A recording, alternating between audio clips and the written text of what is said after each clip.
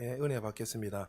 우리가 이 땅에 살아가면서 하나님의 축복 없이도 얼마든지 우리는 그 축복을 누릴 수 있습니다. 지금은 통계가 많이 바뀌었지만 이전에 우리가 전 세계에서 가장 잘 사는 나라에서 1위부터 10위까지 하면은 모든 나라가 열 나라 중에서 8개 나라가 기독교 거의 나라 국가였고 나머지 두 나라는 기독교를 부인하진 않지만 그들은 성실하게 신실하게 살았던 나라죠. 대표적으로 8나라는 다 크리스찬 국가고 기독교 국가였는데 두 나라가 어디였냐면 지금은 등수가 바뀌었습니다. 뭐 중국도 들어가고 뭐 러시아도 있지만은 그때 일본하고 싱가포르이 그 안에 들었습니다. 그래서 학자들이 연구해 보니까 크리스찬 학자들이 연구를 해 보니까 왜 이 사람들이 이렇게 복을 많이 받는가? 사람들은 이 땅에서 그리스도 안에 있으면 우리는 어떤 존재인가 알기 때문에 하나님 항상 우리에게 복 주시고 은혜 주시고 이 복들은 오늘 말씀 통해서 배우겠지만 우리의 눈에 보이는 복뿐만 아니라 영적인 복 모든 복들을 주시는데 어떻게 이 사람들은 예수를 믿지 않는데도 이렇게 복을 받는가 연구를 해보니까 두 나라의 공통점이 뭐냐면 성실하다는 거죠. 정직하고 일본이나 싱가포르 같은 경우는 누구보다도 성실하고 정직하게 사는 어떤 민족의 소속이 있는데 그들이 누구보다 성실하게 정직하게 그렇게 살아가더란 거죠. 그러니까 우리가 이 땅에 살아갈 때에 하나님 주시는 그 축복 없이도 우리는 얼마든지 재정적으로 형통하며 누릴 수 있습니다. 모든 시간을 어떻게 해요? 에너지를 그곳에 다 소진하고 집중해서 마치 투잡, 쓰리잡 뛰면 그 투잡 쓰리잡 뛰니까 신실하게 열심히 놀아가며 심은 만큼 열심히 한 만큼 재정적인 축복을 누릴 수 있습니다. 또 어떤 사람은 어떻게 우리 최근에 주가 조작 때문에 뭐 투자 잘못해서 막 나라 이제 1조 해가 막 난리 났잖아요 지금요. 예, 막 이름이 계속 들락날락하고 이것 때문에 나라가 시끄러운데 정직하지 하게 안 해도 우리가 사기를 쳐서라도 아니면 횡령을 하든 어떤 거짓을 해서라도 우리가 얼마든지 이 재정적으로 부유함을 누릴 수 있다는 거죠. 맞죠? 이건 세상의 방식이 어떻든 간에 그렇게 성실하면 할 수 있어요. 그러나 이렇게 하나님께서 원하시는 그 방법대로 번영을 누리지 않으면 그 삶의 한순간의 모든 것들이 성경에 보니까 생명을 앗아갈 뿐이고 망한다고 분명히 성경에서 말씀하고 있습니다.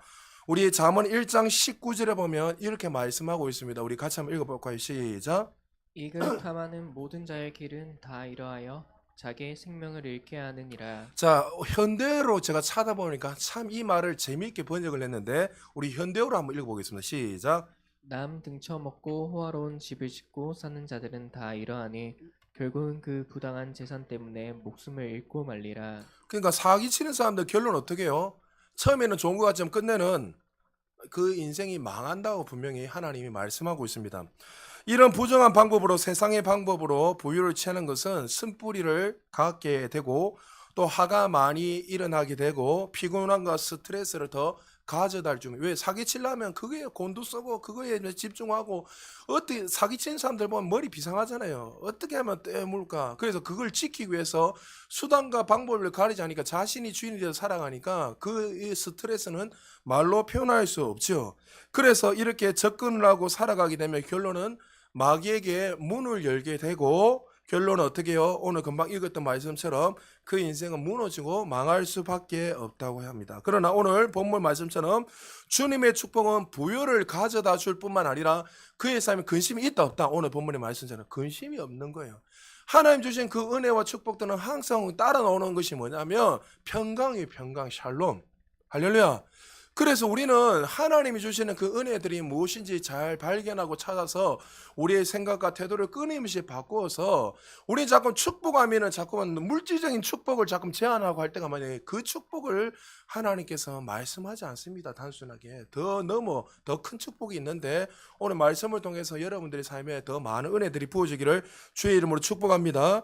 거듭난 하나님의 백성들이 하나님의 축복을 이해하면 하나님께서 우리에게 이미 공급하신 그 은혜를 깨닫게 되면 이제 그 은혜 안에서 말씀 안에서 어떻게 기능하고 그것을 어떻게 접근하고 또 어떻게 살아가는가 깨닫게 되면 그 삶에 날마다 부유를 누리면서 하나님 주시는 형통의 삶. 다시 말 여호수아 1장 8절처럼 너는 말씀을 통해서 좌로나 우나 치우지 않으면 너의 삶은 번영하고 형통할 것이라고 여호수아에게 말씀한 것처럼 그의 삶이 날마다 말씀의 기준이 되어서 하나님 뜻 가운데 걸어가기만 하면 그의 삶에 막힘없이 날마다 주님의 동행하심과 주님이 이미 예비하신 그 은혜들이 날마다 흘러 넘친다는 거죠. 하나님이 아브라함에게 이렇게 말씀하셨습니다. 12장 창세기 2절 우리 같이 한번 읽어보겠습니다. 시작. 내가 너로 큰 민족을 이루고 내게 복을 주어 내 이름을 창대하게 하리니 너는 복이 될지라. 자, 내가 먼저 복을 받지 않으면 타인에게도 복을 줄 수 없습니다. 제일 먼저 여러분이 복된 자란 것을 깨달아야 돼요. 내가 복을 못 누리는데 하나님 주신 이 복들을 못 누리는데 너 복 받을 수 있어.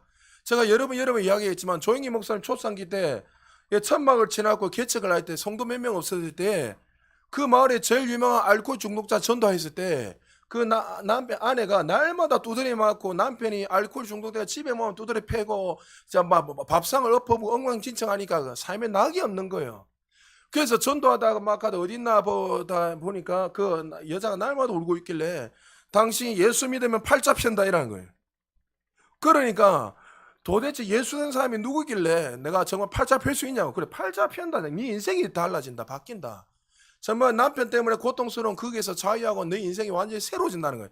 그래서 결론은 갔는데 그 교회를 가자마자 그 여자분이 막 웃는 거예요. 자제라지고. 왜 웃냐면 당신 팔자는 내 팔자나 똑같다는 거예요. 왜요? 천막 지나고 여기야 천국이 있다. 하나님 나라가 있다 이야기하니까 자기가 볼 때는 이 진짜 축복이 뭔지 모르니까 눈에 보이는 그것이 진짜 축복인지만 믿었기 때문에 그 축복을 알고 아는데 아닌 거였어요. 그러니까 여러분 이 축복의 의미를 정확하게 모르면 여러분의 삶 속에 다 이제 자꾸 눈에 보이는 것만 쫓다가 인생을 끝낼 수 있다는 거죠. 아브라함에게 하나님 뭐라 했습니까? 너는 복이다. 복의 통로다. 하나님이 그를 부르시면서 너 복된 자라고 말씀하셨습니다. 정말 아브라함의 모습을 보면 그는 복의 통로가 될 수도 없고 그가 선한 그 착한 하나님 앞에 신실하게 살았기 때문에 그가 복의 통로가 된 것이 아니죠. 그를 어떻게 해요? 창세기 12장 10절에서 20절을 쫙 읽어보면 아브라함이 그 땅에 기근이 들었을 때 가나안 땅에 기근이 들었을 때 하나님 말씀을 어기고 어디로 갔습니까? 애굽으로 내려갔습니다. 우리 10절에서 우리 16절까지 교독합니다. 그 땅에 기근이 들었으므로 아브라함이 애굽에 거류하려고 그리로 내려갔으니 이는 그 땅에 기근이 심하였음이라. 그가 애굽에 가까이 이르렀을 때 그의 아내 사라에게 말하되 내가 알기에 그대는 아리따운 여인이라. 애굽 사람이 그대를 볼 때 이르기를 이는 그의 아내라 하여 나는 죽이고 그대는 살리리니 원하건대 그대는 나의 누이라 하라. 그러면 내가 그대로 말미암아 안전하고 내 목숨이 그대로 말미암아 보존되리라 하니라. 아브라함이 애굽에 이르렀을 때 애굽 사람들이 그 여인이 심히 아리따움을 보았고 바로의 고관들도 그를 보고 바로 앞에서 칭찬함으로 그 여인을 바로의 궁으로 이끌어 들인지라. 같이 읽습니다. 이에 바로가 그로 말미암아 아브라함을 후대함으로 아브라함이 양과 소와 노비와 암수나귀와 낙타를 얻었더라. 아브라함은 복된 자로서의 삶을 전혀 살지 않았습니다. 하나님 앞에서 마음이 합한 자도 아니고 보면 초장에 보면 애굽은 그 당시에 어떻게 세상을 상징하고 있는데 그래서 이스라엘 백성들에게 애굽을 의지하지 마라 하고 아브라함에게 분명히 누누이 이야기했습니다. 그런데 기근이 되니까 감각적으로 본능적으로 하나님의 그 약속의 언약은 다 잊어버리고 어디로요? 가나안 통해서 하나님이 축복을 하시고 그를 통해서 민족과 열방에 복을 주기를 원하셨는데 잊어버리고 애굽으로 내려간 거예요. 벌써 1차적으로 벌써 문제가 생긴 거죠. 그러니까 우리의 삶을 항상 돌아보면요. 하나님은 문제가 있으신 분이 아니에요. 우리가 그때 하나님 뜻을 모르고 순간적으로 그 말씀대로 살아가는 것이 아니라 내 방법, 내 생각대로 선택할 때 문제가 생겨요. 그러나 하나님이 협력해서 우리에게 선을 반드시 이루시잖아요. 이루지만 내가 순종하지 않으면 그 기간 동안 문제가 생기는 거예요. 항상. 형통의 길로 얼마든지 갈 수 있는데 결론적으로 하나님의 절대 주권으로 하나님 원하신 목적을 향해 우리를 인도하시겠지만 하나님 말씀은 그때대로 순종하지 않으면 어떻게 해요? 그게 쉽게 말해서 내 생각이 개입이 되고 내 생각으로 살면 사단이 개입하게 돼서 문제가 틀어져서 우리의 삶에 어려움이 오는 거예요. 그래서 순종하는 것이 복이고 그 말씀대로 살아가는 게 복인 거예요. 그러니까 아브라함도 그렇게 살죠. 왜요? 눈에 보이는 대로 기근을 피하기 위해서 내려갔습니다. 왜요? 애굽이 그 당시 어떻게 마치 소돔과 고모라처럼 정말 이 에덴 동산 같고 풍류의 땅이었고 정말 살기 좋은 땅이었기 때문에 그렇습니다. 그리고 그곳에 내려가자마자 애굽에 내려가자 당시 아내가 60대 정도 되었는데 아내 때문에 죽을까봐 어떻게 합니까? 누이라고 거짓말합니다. 그래서 바로를 어떻게 해요? 바로가 사라를 데려갑니다. 사라를 데려가죠. 그러니까 어떻게 하나님이 역사하셔서 너 만약에 손만 대면 죽여버리겠다고 하나님 꿈 가운데 나타나셨어요. 17절에 이렇게 말합니다.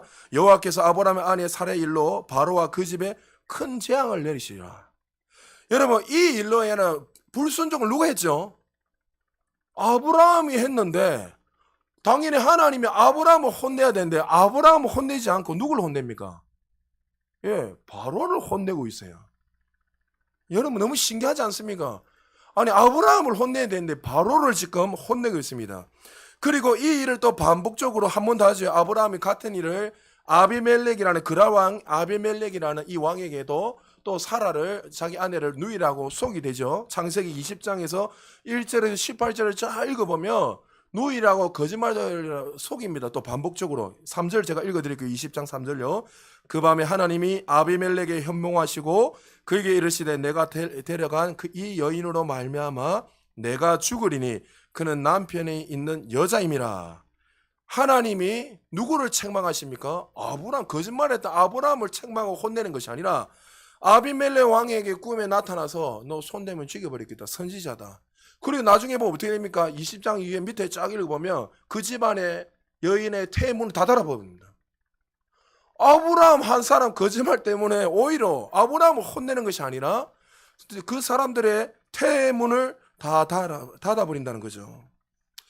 그리고 나서 신기한 것은 아비멜렉을 꾸짖으시고 나오면서 하나님께서 그를 축복하시는데 어떻게 해요? 종과 소떼 양떼를 주셔서 어마어마한 부유를 누리면서 아브라함을 룰루랄라 하면서 온 거예요. 그래서 그랄 왕이 물어봤어요. 네 왜 거짓말했느냐? 사실 내가 죽을까봐 거짓말했다는 거예요. 아내 때문에 거짓말한 게 아니라 그러니까 자기 살려고 아내를 몇 번 팔은 거예요? 2번 팔은 거예요. 거짓말해서. 여러분 이러면 살 수 있겠으면 살 수 있겠어요? 언제가 살 수 있겠나? 뭔 사시요? 저 같으면 네가 사랑가 하면서 그렇게 할 건데 아브라함이 그런 사람이었습니다. 그런데 아브라함 왜 이런 복들을 누리면서 너는 복의 근원이고 가는 곳보다 축복이 임하고 역사가 일어났습니까?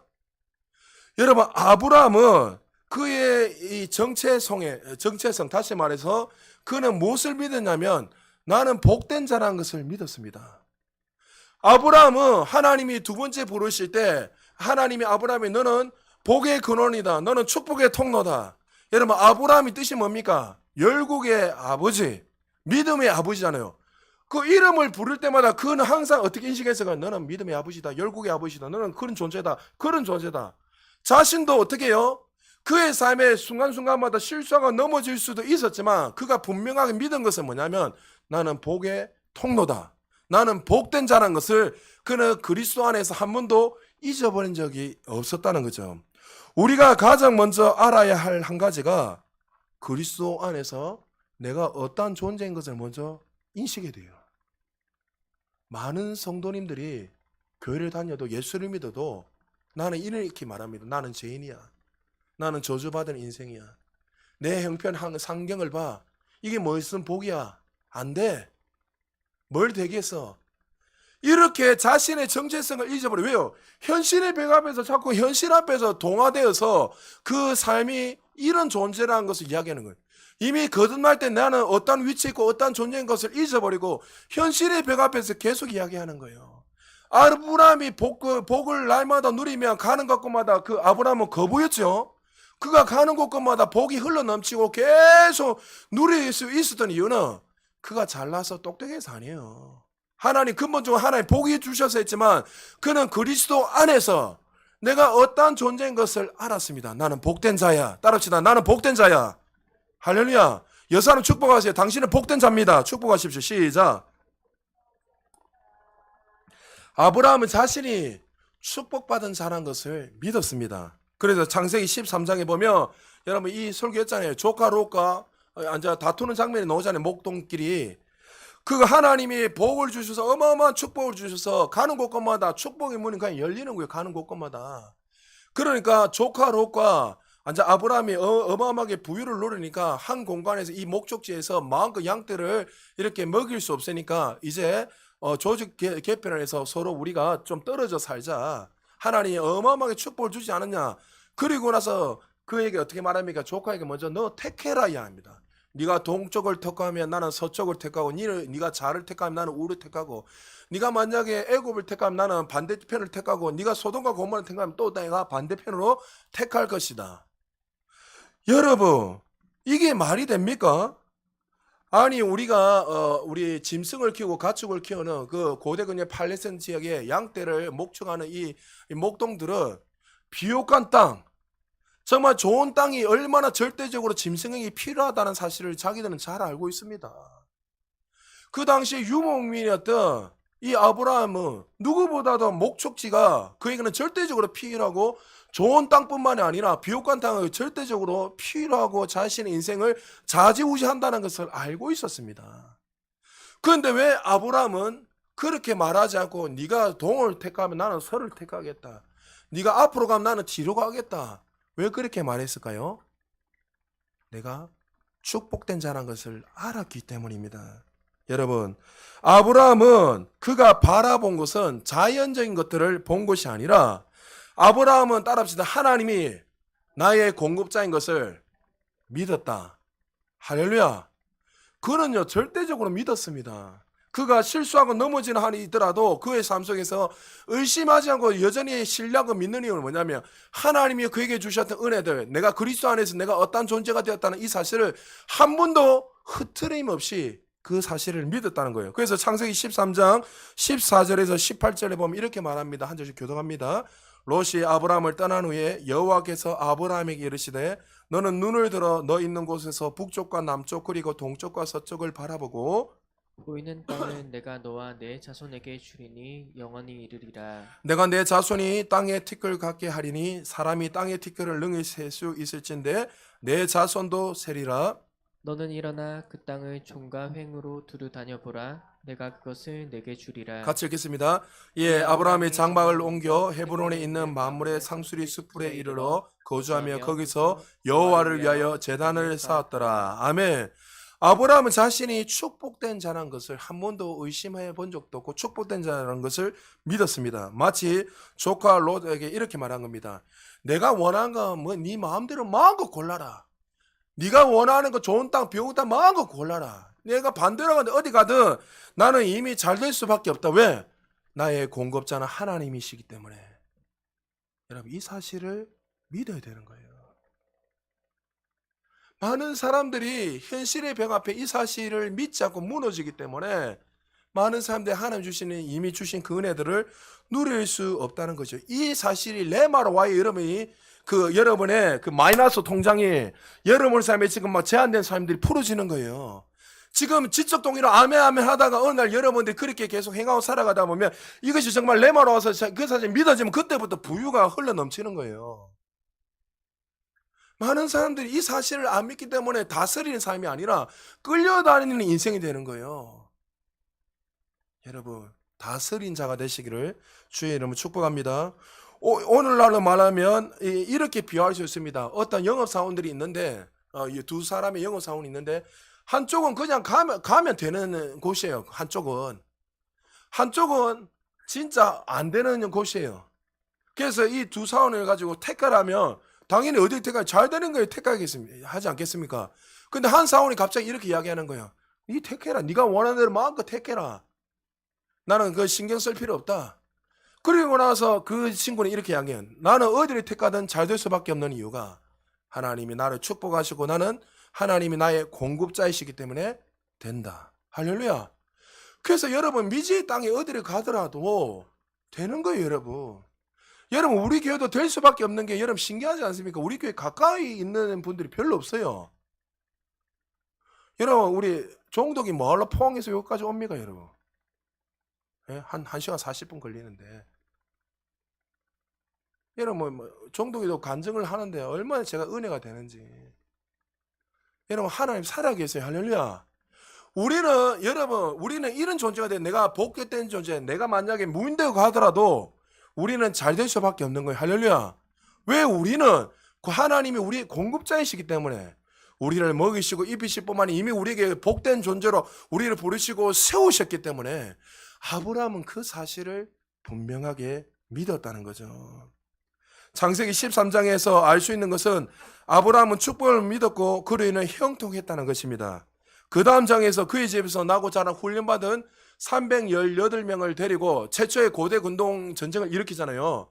롯이 그게 잡혔다는 사실을 알고 4명의 왕들 그 전쟁 가운데 최초의 고대 군동 전쟁이에요. 그때 어떻게 해요?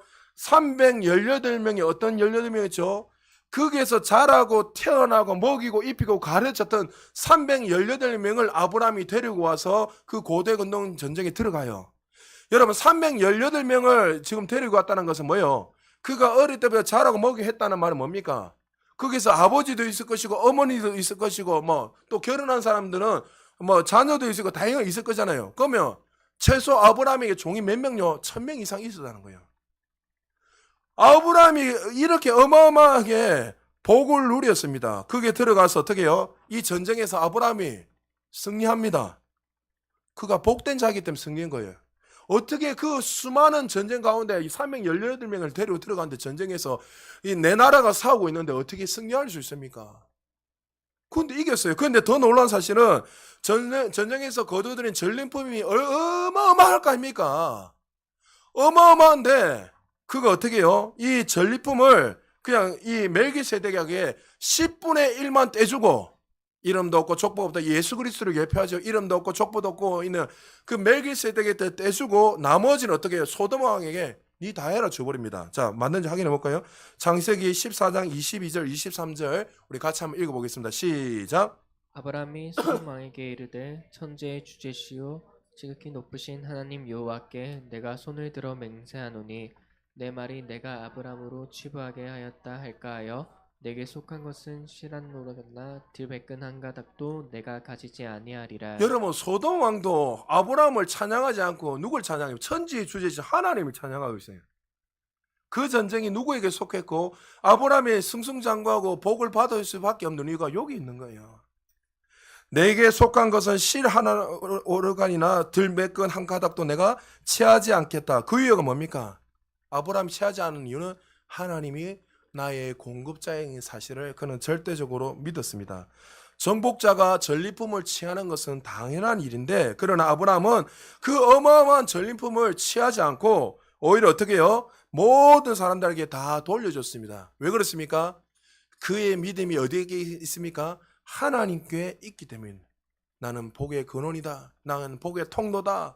하나님 나를 복 주셨다. 나는 갖고 가는 곳곳마다 그 생명의 역사, 복된 역사가 나는 날마다 나타난다는 이 사실을 그는 분명하게 믿었다는 거예요. 사랑하는 여러분, 아브라함은 자신의 부양에 만들어준 하나님의 축복을 믿었습니다. 우리의 삶 속에서 하나님이 주신 은혜를 누리는 첫 번째 단계가 뭐라고요? 이 사실을 믿어야 되는 거예요. 할렐루야. 많은 사람들이 자꾸만 이 사실을 안 믿고 다른 걸 자꾸 해요. 주세요. 뭐 자꾸 비나이다 해서 내 열심으로 노력으로 자꾸 비나. 여러분 열심히 기도 안 해도 여러분 성실하게 살면 투잡 쓰러졌기면 몇백만 원 더 벌 수 있잖아요. 맞잖아요. 그러나 그것은 말했잖아요. 하나님 주시는 그 복들이 아니에요. 사실은. 내 열심으로 누리는 것이지.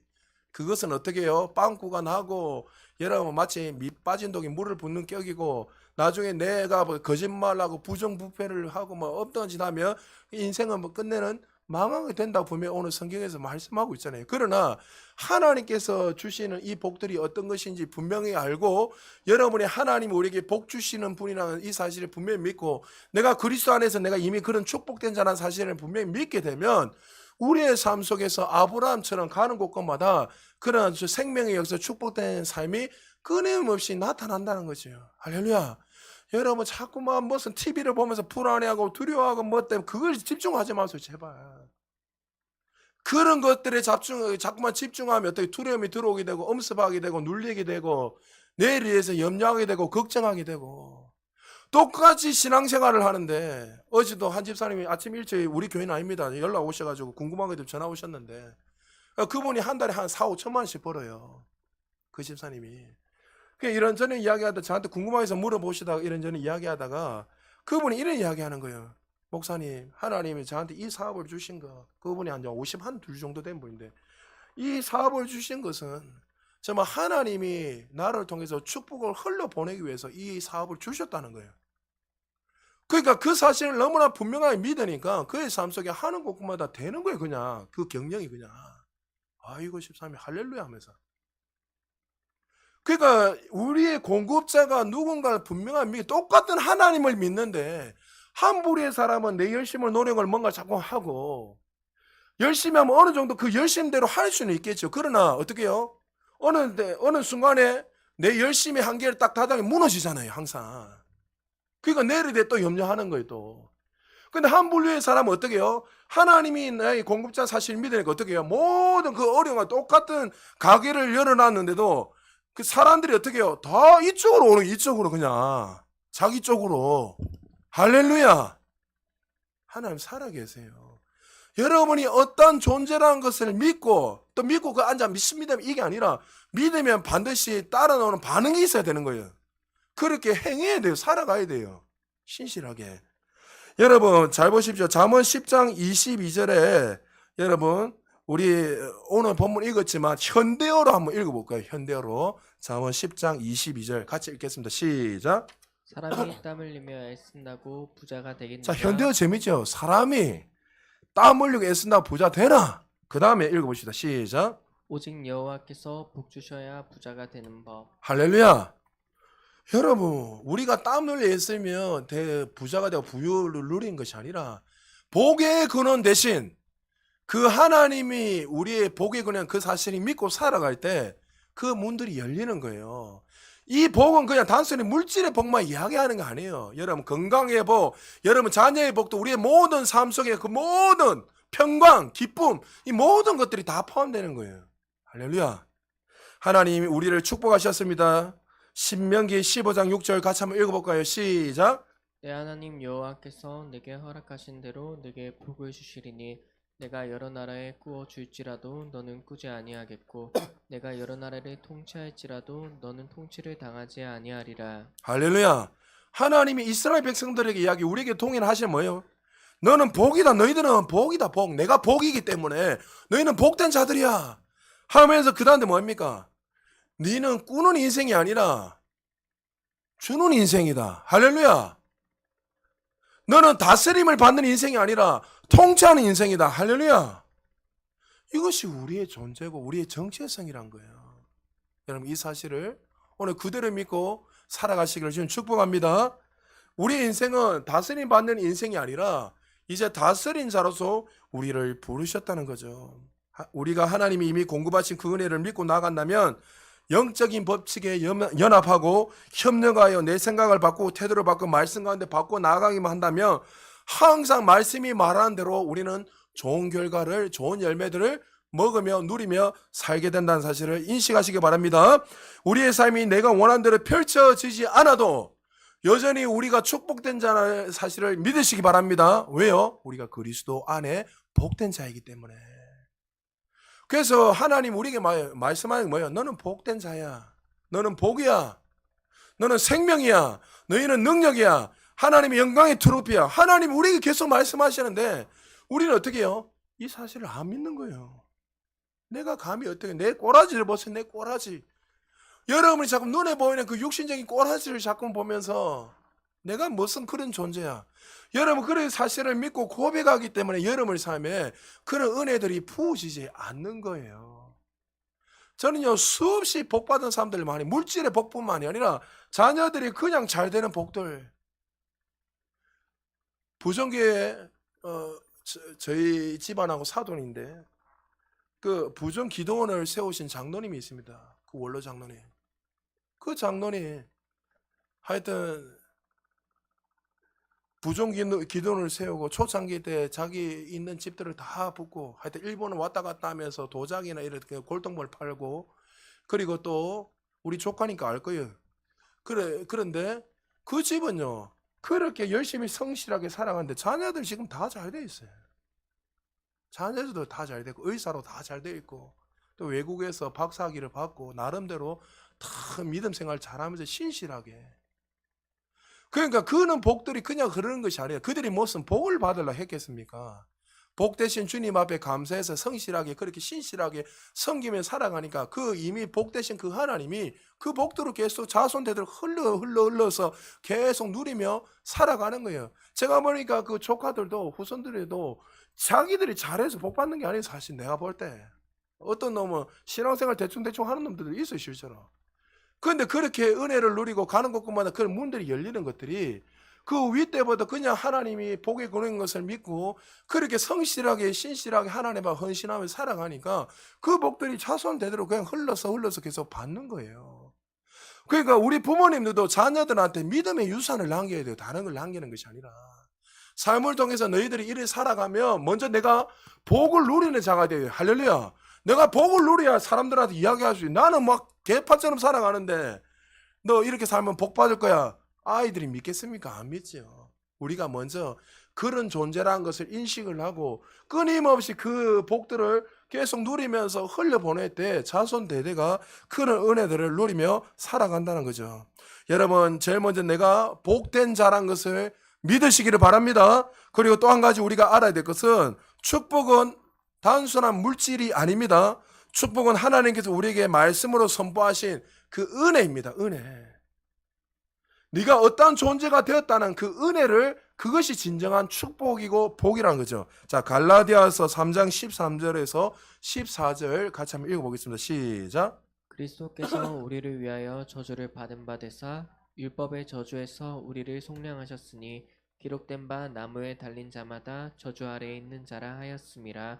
이는 그리스도 예수 안에서 아브라함의 복이 이방인에게 미치게 하고 또 우리로 하여금 믿음으로 말미암아 성령의 약속을 받게 하려 함이라. 아멘. 아브라함이 받은 이 축복이 이제 우리의 것이 되었습니다. 할렐루야. 하나님께서 주신 이 축복이 아브라함을 재정적으로 매우 형통하게 했지만 성경에서 축복이라고 할 때는 그것을 물질적인 것만 말한 것이 아닙니다. 그러나 우리에게 아브라함의 축복이란 우리에게 선포하신 하나님의 은혜요, 그 통치와 다스림을 말씀하고 있다는 거죠. 하나님께서 이 땅의 모든 만물을 만드시고 또 창조하시고 난 후에 우리에게 복을 주시면서 어떻게 말씀하셨습니까? 창세기 1장 22절에 보면 동물들을 향해서 또 이 땅을 향해서 이렇게 선포하고 외치고 있습니다. 우리 같이 한번 읽어보겠습니다. 시작. 하나님이 그들에게 복을 주시며 이르시되 생육하고 번성하여 여러 바닷물에 충만하라. 새들도 땅에 번성하라 하시니라. 하나님, 너는 복이다 하면서 너희는 이 땅에 성령과 번성하고 충만한 이 삶을 누리며 사는 것이 우리가 주신 축복이에요. 그러니까 우리는 이렇게 늘 살아가는 것이 은혜고 이 땅을 다스리고 생물을 다스리고 통치하고 다스리는 것도 다스린다는 건 뭐예요? 그 앞에서 다 굴복하고 복종하게 돼 있다는 거죠. 단순히 하나님께서 주시는 그 눈에 보이는 물질의 축복뿐만 아니라 우리에게 건세와 능력을 다 위임하여 주셔서 그걸 가지고 어떻게 해요? 이 땅을 다스리면서 하나님 이제는 오셨으니까 예수님 다시 오실 그 주님을 준비하면서 그 축복을 끊임없이 흘려보내고 다스려서 주님 오심을 준비하기 위해서 우리에게 이 땅에 건세를 주셨다는 거죠. 그래서 우리는 단순히 눈에 보이는 그 축복만 빠져서 우리가 이 복을 누리면서 물질적 축복만이 아니라 이 모든 영적인 축복들, 하나님 주신 그 은혜들을 예수님 통해 주셨으니 우리는 이 땅에서 날만 누리며 살아야 된다는 거죠. 자, 1장 28절에도 동일하게 말씀합니다. 우리 창세기 1장 같이 한번 읽어보겠습니다. 시작. 하나님이 그들에게 복을 주시며 하나님이 그들에게 이르시되 생육하고 번성하여 땅에 충만하라. 땅을 정복하라. 바다의 물고기와 하늘의 새와 땅에 움직이는 모든 생물을 다스리라 하시니라. 할렐루야. 이것이 중요한 것이고 단순히 물질의 축복뿐만 아니라 하나님께서 선포하신 이 말씀, 이 은혜를 우리에게 이미 허락해 주셨다는 거죠. 성경을 읽어보면요, 무엇으로 가득한지 아십니까? 축복이란 이 단어, 복되다, 축복되다, 복이다, 축복, 복되 찾아보니까 최소 500번 이상이 나옵니다. 그리고 기적이란 말이 한 37번 나오는데 뭐 기적을 빗대어서 기적이란 말은 아니지만 다르게 이렇게 해서라도 기적이 일어난 거 많이 있지만, 그러니까 축복이라는 단어가 최소 500번 이상이 나오는데 어떻게 너희들이 그런 존재라는 것을 인식이라는 거예요. 너희들이 가는 곳곳마다 왜 축복이 열리고 문이 열리고 어둠이 사라진 이유가 뭐냐면 너희가 그런 존재로 세워졌다는 거예요. 하나님이 다스리라고. 오늘 여러분 나눠드린 거 여러분들 우리 묵상 읽어보셨어요? 위임된 건세. 오늘 우리 카톡방에 안 읽어보셨구나. 읽어보라고 보내는데, 그냥 우리는 현실의 벽 앞에서 어떻게 해요? 그냥 이런 서류에다가 도장 찍은 어떤 이 계약서가 축복이라고만 인식을 하고, 정말 우리에게 정말 주셨던 눈에 보이지 않지만 영적인 축복들, 그 하나 예수님을 통해서 주시는 그 축복이 얼마나 큰지 모르는 거예요. 다음 주에 제가 다시 한번 더 말에 대한 건세에 대해서 말씀을 금요일날 전하겠지만, 그러니까 우리에게 이 주신 이 건의, 건세를 모르니까 많은 사람들이 그 은혜를 못 누리는 거예요. 이 건세와 이 축복을 누리려면 반드시 여러분 동일하게 해야 될 게 뭐냐면 로마서 5장 2절입니다. 우리 같이 한번 읽어보겠습니다. 시작. 또한 그로 말미암아 우리가 믿음으로 서 있는 이 은혜에 들어감을 얻었으며 하나님의 영광을 바라고 즐거워하느니라. 자, 우리 현대어로 한번 읽어보겠습니다. 시작. 우리는 그리스도를 믿음으로써 지금 우리가 서 있는 이 가장 높은 특권을 가진 자리에 오르는 총을 받았습니다. 그리고 하나님께서 우리를 위해 행하실 모든 계획이 실제로 이루어져 나가는 것을 확신과 기쁨을 가지고 기다리고 있는 것입니다. 할렐루야. 결론은 뭐예요? 너에게 가장 높은 특권과 건세를 줬는데, 이 축복을 줬는데 내가 믿지 아니하면 누릴 수 있다 없다? 그러니까 결론은 우리가 안 믿기 때문에 못 누린다는 거예요. 반대로 내가 믿고 행하면 행할수록 그 삶에 계속 일어나는 거예요. 그러니까 여러분들에게 기도하면 어떤 사람이 건물이 나타나고 계속 줄이 서고, 이거는요 빈말이 아니고 여러분 위로하려고 하는 말이에요. 목사가 뭐 하려고 여러분한테 앉아가지고 막 그런 이야기 하겠습니까? 그것은 반드시 여러분이 이루어지는 일인데, 문제는 여러분이 그것을 동일하게 하나님의 눈을 바라보면서 믿고 살아가고 있느냐는 거예요. 안 믿으면요 아무 역사가 없어요.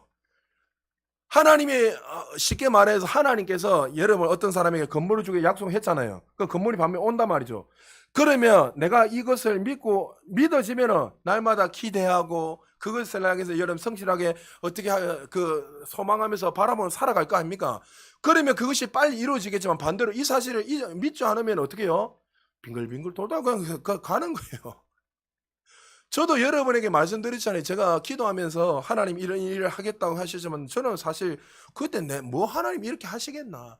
저는 목회자로서 부르시고는 저는 생각도 안 했습니다. 저는 성년 중등부터 기도할 때마다 하나님 너를 이렇게 쓰시겠다. 너를 뭐 이렇게 하겠다. 열방을 향해서 쓰시다 때 저는 그것이 열방의 축복이 통해서 쓰시게 될 때 나는 목사로 부르셨다는 생각을 한 번도 해본 적이 없습니다. 왜요? 내 수준을 제가 알기 때문에. 생각해 보십시오. 부끄러운 말이지만 삼수까지 하고, 예? 우리 어머니가 저한테 늘 하는 말이 뭐냐면, 저 아직도 안 잊혀집니다. 재수했을 때, 재수할 때에 금요일마다 수요일마다 예배 안 빠지고 늘 예배 드렸거든요. 성도님들이 시험 들을 정도에 왜? 제 해오기 전에 공부해야 되는데 왜 수요일 앉아 예배 드리고 있노? 금요일날 빨리 예배 마치고 집에 공부해야 되는데 저놈은 왜 철학기도 하고 있노? 사람들이 오히려 걱정하기 시작해서 오히려 어머니 어떻게 생각합니까? 사람들이 자꾸 옆에서 그 이야기하니까 우리 어머니도 스트레스 안 받겠습니까? 나름대로 혜우가 공부해라 공부해라. 공부가 밥 먹여줍니까? 내가 알아서 하겠습니다. 그런데 제 안에는 한 가지는 확신한 건 있었어요. 하나님 저 쓰신다는 건 확신이 있었어요. 기도할 때마다 내가 널 이리 쓰겠다. 그때는 그게 목회자로 쓰겠다는 걸 몰랐어요. 저는 너 반드시 너 이렇게 사용한다. 기도할 때만 하나님 더 선명하게 말씀하시고 늘 말씀하셨단 말이죠. 그러니까 우리가 제가 좀 더 그 하나님의 음성을 빨리 깨닫고 순종하고 주어진 일에서 열심히 했다면, 그 순종하고 살아갔다면 사실 삼수까지 할 필요는 없죠. 솔직하게. 제가 재수했던 가장 큰 이유는 뭐냐면 하나님이 재수하고 지났을 때 저한테 이렇게 말씀하셨습니다. 네가 만약에 이거는 저한테 주신 거예요. 여러분에게 그거 다릅니다. 재수하면 안 돼요, 여러분. 하나님 저한테 주시면 제가 억수로 교만했거든요. 교만하니까 나름대로 성적도 잘 나오고 하니까 제가 막 있으니까 그때 친구들은 뭐 의사 되고 판사 되고 그 법관으로 뭐 나름대로 이렇게 다 했는데 저 혼자 뚝 떨어지니까 얼마나 마음이 그렇겠습니까? 근데 하나님이 저한테 나중에 지나서 하신 말씀은 뭐냐면 저한테 주신 거예요. 네가 만약 그때 바로 붙었다면 네가 이 은혜 안에서 누리면서 살아가겠느냐? 교만해가 네가 잘난 줄 착각에 빠져가지고 하나님 없이 살지 않았겠느냐. 이게 몇 년 지나서 한참 지나서 하나님 저한테 주시는 말씀이었어요. 사람마다 다 다릅니다. 이거 무조건 또 재수하면 안 돼요, 여러분. 그러니까 내가 만약 그 사실을 정말 깨닫고 그 말씀 앞에 순종하며 그때 살아갔다면 여러분 제가 무슨 그렇게 교만하게 살았겠습니까? 남들보다 기도 더 많이 하고 교회에서 살았던 사람인데, 근데 하나님 보실 때는 내가 주인이 돼서 살고 있었던 거예요. 내가 주인이 돼서.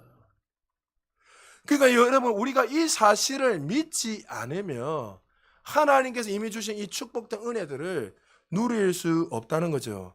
여러분 우리가 이 땅에 거듭날 때에 하나님께서 건세와 축복을 이미 주셨습니다. 할렐루야. 건세가 무엇입니까? 건세는 위임된 능력을 말하고 있죠. 명령의 복종을 요구할 수 있는 권리, 다시 말해서 복종을 명령하고 불러 일으킬 수 있는 능력이 바로 건세입니다. 다시 말하면 무언가에게 혹은 누군가에게 어떤 이름 있는 곳에 우리가 반드시 예수 이름으로 만약에 선포하면 어떻게 된답니까? 그 이름을 사용해서 선언하면 환경이 그 말하는 대로 변화되고 역사가 일어난다는 거예요. 이것이 하나님께서 우리에게 주신 축복이고 건세예요. 할렐루야. 이게 언제요? 거듭날 때 또 아담에게 그 건세를 주셨어요. 그래서 아브라함이 그 복을 주셨고 그 흘러서 예수 그리스도를 통해서 우리에게 위임된 건세입니다. 그리고 예수님을 통해서 우리에게 어떻게 해요? 대리인의 능력, 대신 그 능력을 누리며 살아갈 수 있는 권위를 우리에게 위임했잖아요. 할렐루야. 여러분 이 건세가 얼마나 큰지 알려면 이 건세를 위임한 그분이 얼마나 큰 사람인지 알면 알 수 있는 거예요. 여러분 우리에게 얼마나 큰 건세와 권위를 주셨습니까? 마태복음 28장 18절에서 20절 하늘과 땅의 모든 권세를 너에게 줬다. 할렐루야.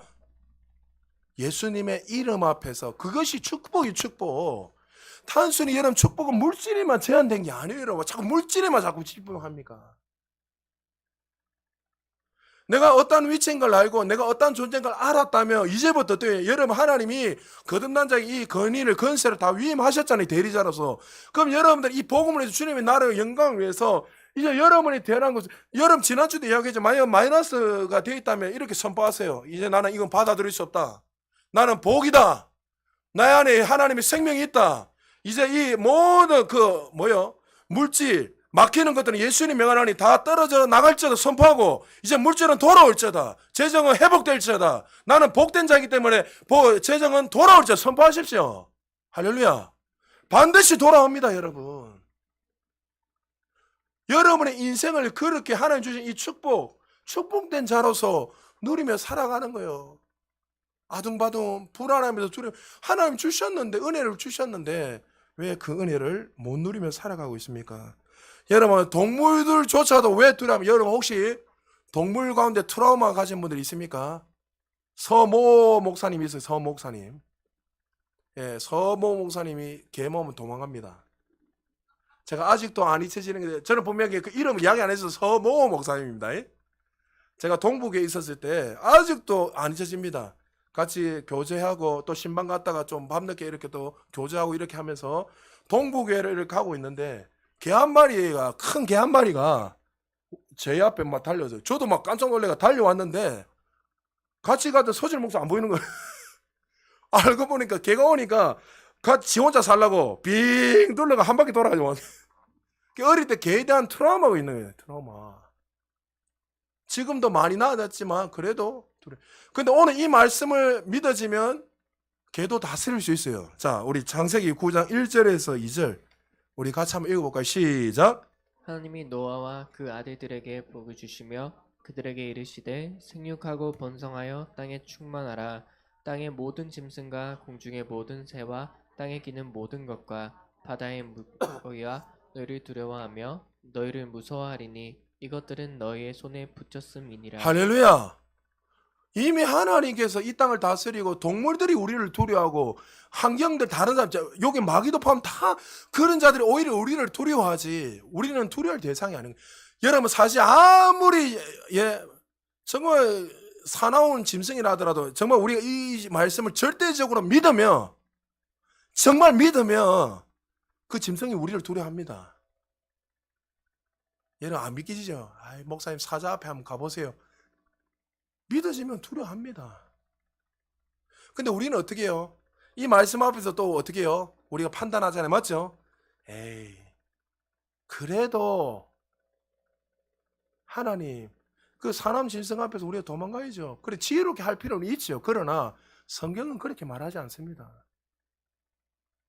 여러분, 노아 시대 때 공룡이 있었습니다. 여러분, 욥기 읽어보면 불 뿜는 짐승이 있댔죠. 그 공룡이 공룡. 아, 욥기를 안 읽어보니 모르죠. 예? 그 거대한 그 공룡이 그 욥기 옆에서 풀 뜯어먹고 있다 하잖아요, 여러분. 이사가 처음 듣나? 아, 확실하나? 여러분, 그 당시에 여러분 보세요. 뭐 노아나 이런 그때 네피림 조 후손들은 보면 3m, 키가 3m, 4m였어요. 네피림 후손들은. 거인족이니까 당연히 짐승하고 비등하니까 당연히 할 수 있죠. 아브라함도 키는 안 작았을 거예요. 그 당시에. 분명히 컸을 겁니다. 그러니까 여러분들, 우리는 너무나도 우리의 눈으로 뭔가를 계속 바라보고 인식을 하고 살아가고 있다는 거죠. 여러분, 우리가 하나님이 주신 그 은혜로 모든 것을 바라보고 믿고 살아간다면 우리의 삶에 부족함 없이 하나님 이미 주신 그 은혜를 날마다 누리며 살게 될 것입니다. 사랑하는 여러분, 말씀 마무리합니다. 하나님 우리에게 말씀하셨습니다. 너희는 복의 근원이다. 너희는 축복된 자라. 여러분, 이 사실을 믿으십시오. 그리고 환경을 보면서 내 환경, 가정을, 삶을 보면서 내 원망과 불평한 것이 아니라 이 사실 내가 원하는 대로 펼쳐지지 않는다 하더라도 오늘 이번 주에도 말씀하겠지만 하나님이 말씀하신 그분이 하나님이시기에 그 말씀이 반드시 이루어지는 거예요. 내가 부족하고 내가 그 말씀 앞에 동의를 못한다 할지라도 내가 그 말씀 앞에서 어떤 때는 반항하고 어떤 말씀 부인하고 살아간다 할지라도 그 말씀하신 분이 하나님이시기 때문에 그 말씀이 반드시 이루어지고 나타나는 거예요. 그리고 이제 물질의 개념으로 단순히 축복을 보지 마시고 이미 하나님께서 우리를 축복된 존재로 불러주시고 너희 우리에게 건수와 능력을 이미 주셨으니 이제 우리가 말하는 대로 생명 역사가 일어나고 다스림과 통치가 일어나는 사실을 기억하시고 여러분 그 이름 있는 그 모든 것들이 누구 앞에 무릎 꿇는다고요? 예수 그리스도 앞에 무릎 꿇는다 했습니다. 할렐루야. 그러므로 여러분의 삶 속에서 이제 그 사실을 분명히 믿고 대언하고 선포할 때마다 마치 어떻게 해요? 에스겔의 골짜기에 마른 뼈 같은 그 자들에게 대언하고 선포할 때 하나님의 말씀을 선포할 때 그들의 생명 역사가 일어나고 군대가 일어났던 것처럼 그것이 우리의 삶의 이유고 존재라는 걸 기억하시고 여러분들이 두려워하는 인생이 아니라 날마다 그 삶 속에서 날마다 축복을 선포하고 대언하고 나감으로 말미암아 하나님의 역사가 흘러넘쳐서 여러분을 통해서 거부가 많이 일어나고 또 물질의 축복뿐만 아니라 영적인 부유함도 또 여러분의 삶 속에 자손 대대가 마치 아브라함을 계속 이삭과 야곱의 축복이 흘렀던 것처럼 자손 대대가 그런 축복들이 흘러넘치는 우리 모두 되시기를 주의 이름으로 축복합니다. 우리 말씀을